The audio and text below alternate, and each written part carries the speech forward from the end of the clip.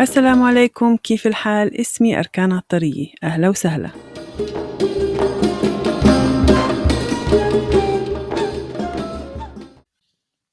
السلام عليكم، اسمي أركان عطارية. Welcome back to Arabi Sahel Easy Arabic Podcast. Welcome to lesson number 17. I can't believe we're almost done with season 1. On this podcast, seasons are 20 lessons and we are towards the end. In this lesson, we're not going to learn phrases and expressions or words in Arabic. I'm going to give you some tips for studying Arabic. These tips are some tips that I've used for many years studying foreign languages, especially Korean. These tips are for free, but there are also tips that you use outside of Arabic class. I have gathered 12 tips. I'm going to try to go over them quickly and not make the lesson as long as the previous one. I'm really sorry about that. I know that I said my lessons are about 10 minutes. About 10 minutes is not 20 minutes. So yeah, let's get started. So tip number 1, it's a very important feature in Arabic. You have to pay attention to masculine versus feminine in words. Every noun in Arabic, it's either masculine or feminine. And I mean every noun, even the nouns that refer to abstract things, also adjectives. Number 2, you need to be committed and stay motivated to study Arabic. Now, I know there are some times in our lives, days could go by and you can't study at all. But here's the thing. It's normal to get demotivated once in a while, not all the time. You get tired or you get overwhelmed by other tasks or other things in your life. But here's the thing. Always refer back to your reason for studying Arabic. That reason, I have to be honest with you, it might change over time, but you always have to have a reason. If you're doing it just for fun, you're not going to be motivated enough. Find a good reason why you want to study Arabic and go back to that reason every once in a while and remind yourself how your life would be because you study Arabic. Number 3, you know already that Arabic has Fusha, MSA, and the dialect. Now here's the thing. It depends on your reason why you're studying Arabic, whether you want to work at a company or you want to live in an Arab country or you want to just communicate with Arab friends or Arab learners. I recommend you study Fusha alongside a dialect. I here teach Shami because this is my dialect. Palestinian Arabic is a Shami dialect, but you can go with Egyptian. Masri is very common. It's not only spoken or understood in Egypt, it's all over the Arab world. Learning Fusha would help you with reading and writing and sometimes listening if you listen or watch shows that are in Fusha. And dialect would help you communicating with locals. This is similar to the approach I use in this podcast when I teach you Fusha when you need to know some Fusha, but daily expressions, I focus on teaching them in Shami because they are just for daily conversation. Number 4, utilize YouTube and social media. You can easily find videos on YouTube to learn the alphabet, which I recommend you learn. And some videos also teach Fusha. Some channels could also teach a specific dialect. So go on YouTube and social media and find videos that could help you in addition to this podcast, of course. I would love for my podcast to be number 1 on your list, but branch out. You'll be able to find other helpful resources. However, do not overwhelm yourself with so many resources. You're going to get lost and it's not going to be comfortable for you. So pick, I would say, 2 to 3 specific channels or sources and stick to those. Learn the alphabet simultaneously with some common and useful phrases. So far, I've taught a lot of daily conversation questions and answers and expressions and responses. So while you're learning these to help you with your conversations, also learn the alphabet so you can read and write. And once you are comfortable with the alphabet, just transcribe those phrases to Arabic using Arabic alphabet. On social media like Instagram, TikTok, and even YouTube, I upload with each lesson visuals, and that's like the picture that I put in the material that I cover. So whether it's like nouns or adjectives or expressions, and I put them there not by chance that you have the word written with the transliteration system and also Arabic alphabet. So I want you to try and utilize those as well. They should be very helpful to you, especially if you already know the alphabet. But once you learn the alphabet, it'll be easier for you to read them. Number 6, write it down. Take notes. Have a notebook or two and make sure that you write down the things that you learn, especially in the beginning. You can have sections for expressions and sections for vocabulary and maybe cultural points as well. But I highly recommend keeping record of the things that you learn and keep reviewing those. It would be very helpful for you that you go back and review the things that you covered so you are more comfortable using them in daily real life situations. If you don't like to use notebooks, you can use note-taking apps on your phone. I personally love to use Google Docs.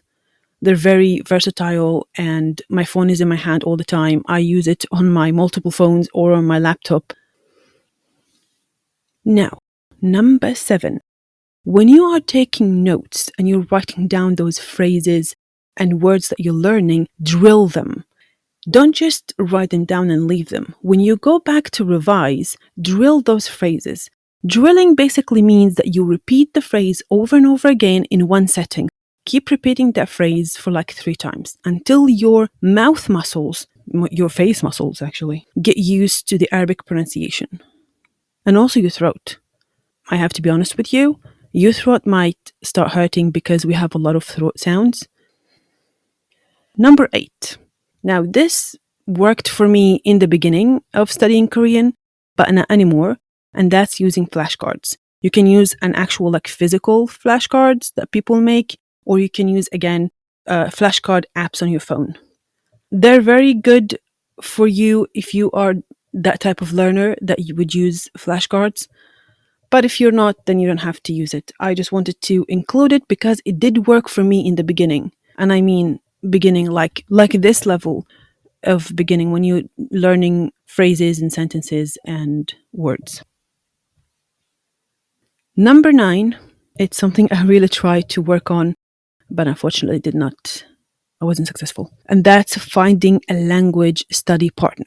Find somebody who's studying Arabic, who is about the same level as you are, and study together.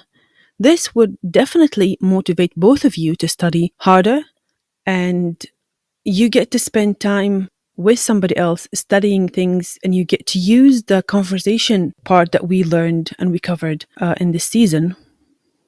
And bonus point, you get to socialize. Unless you are a very introverted person, I hope this tip works for you. Number 10, find a curriculum. A curriculum means either you find, let's say, a podcast like mine that covers things according to a curriculum, or you can take an Arabic class, or find books online that follow a curriculum. I highly recommend Alif Ba book. I used it last year when I taught Arabic at an American university, and it's really useful for beginners. It covers the whole alphabet and lots of vocabulary and expressions. And it's a fun book. It also comes with audio and visual recordings that assist you with your studying. Number 11, now it's very important, and I can give this tip a 10 out of 10 if it has worked for me perfectly. 11 and 12 actually, but let's go with 11 first. Watch Arabic speaking TV shows, dramas, or if you can find film. The more that you watch, the more you get exposed to the language and how it's spoken. Now, tip 11 and 12 can be combined because this is how I trained my brain to get accustomed to the Korean language. What I mean is, let's say I'm doing some work on the computer. I would play something in the background. Mind you, the thing I'm working on doesn't require high focus. So let's say I'm going through some emails or I'm sifting through my photos and arranging my folders. I play something in the back. I choose, of course, something interesting. Let's say I find a drama. I play it and I listen to the language. Again, you don't have to understand everything that they're saying. You don't have to follow with the conversation and the events. This is just merely for exposure.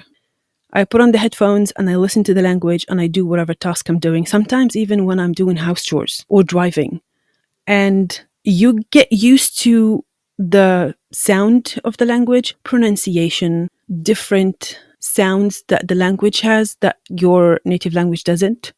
And we know Arabic is filled with these.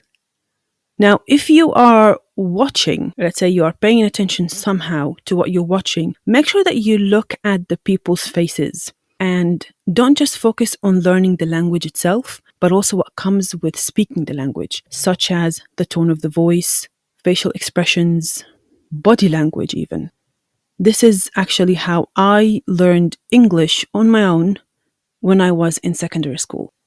So for tips 11 and 12, I would say surround yourself with Arabic, play something in the background. You can find a lot of drama or TV shows. Again, it could be in Fusha or could be in a specific dialect. You just have to do a bit of research. And it's going to be actually very beneficial if you play this specific recording, like a video on YouTube or voice recording, like a podcast, several times. And then your brain would get used to it.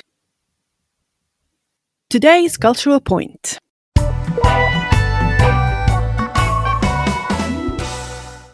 We're talking about studying Arabic, which is not particularly easy. Here's something that we do in Arabian culture when we are studying hard for an exam, let's say. So there's something called halva. Halva is food made basically from sesame paste, like tahini. This, because it's made from sesame, it has a high level of iron. And apparently Egyptian mothers knew the secret a long time ago, before nutritionists even realized it, that if you eat a lot of halva, you have sharper brain and you could do well in exams. I don't know how true that is, but this is a tradition and they keep it. If a person's mother is caring, she would show that by making a halva sandwich while her children are studying for exams. On the other hand, in Palestinian culture, it's not halva that mothers give her children when they're studying for exams, it's za'atar. Are you familiar with za'atar? Za'atar is a plant that we have in the Middle East that resembles thyme, you know, the spice that used in Italian seasoning. What we do is we mix it with olive oil and sesame, among other spices, and you spread it on bread and you have a sandwich. So I'll give an example. In our home, my mother used to give us za'atar sandwich in the morning of an exam. So let's say this is a week of exams at school.